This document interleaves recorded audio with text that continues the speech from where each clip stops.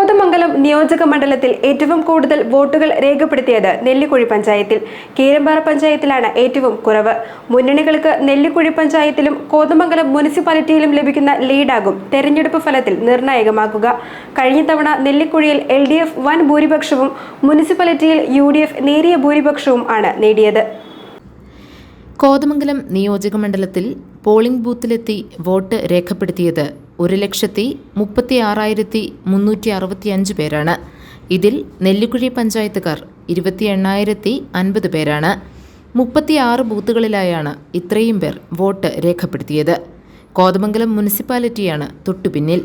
ഇവിടെ 23,463 പേർ വോട്ട് രേഖപ്പെടുത്തി. 34 ബൂത്തുകളാണ് മുനിസിപ്പാലിറ്റിയിലുള്ളത്. കുട്ടമ്പുഴ പഞ്ചായത്തിൽ 26 ബൂത്തുകളിലായി 14,517 പേർ വോട്ട് ചെയ്തു. കവളങ്ങാട് പഞ്ചായത്തിൽ 17,766 പേരാണ് സമ്മതിദാനാവകാശം വിനിയോഗിച്ചത്. ഇവിടെയുണ്ടായിരുന്നത് 24 ബൂത്തുകളാണ്. 17 ബൂത്തുകളുണ്ടായിരുന്ന വാരപ്പെട്ടിയിൽ 12,591 പേരും 15 ബൂത്തുകളുള്ള കോട്ടപ്പടിയിൽ 11,285 പേരും വോട്ട് ചെയ്തു. പല്ലാരിമംഗലത്ത് 11,027 പേരാണ് വോട്ട് ചെയ്തത്.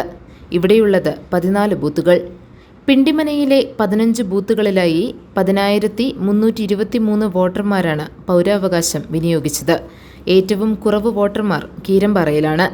ഇവിടെ 10 ബൂത്തുകളിലായി വോട്ട് ചെയ്തത് 7,343 പേരാണ്. നെല്ലിക്കുഴി പഞ്ചായത്തിലെയും കോതമംഗലം മുനിസിപ്പാലിറ്റിയിലെയും ഭൂരിപക്ഷമാണ് മുന്നണികൾക്ക് നിർണായകമാവുക. നെല്ലിക്കുഴിയിൽ നേരിയ ലീഡും മുനിസിപ്പാലിറ്റിയിൽ വൻ ലീഡുമാണ് UDF കണക്കാക്കുന്നത്.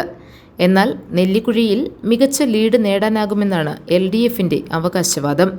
2021 നെല്ലിക്കുഴിയിൽ 4,000-ലധികം വോട്ടാണ് LDFന് അധികമായി ലഭിച്ചത്. ആന്റണി ജോണിന്റെ വിജയത്തിൽ ഇതാണ് നിർണായകമായത്. ഇത്തവണയും നെല്ലിക്കുഴിയുടെ പിൻബലത്തിലാണ് LDF വിജയം സ്വപ്നം കാണുന്നത്. News desk GTV news.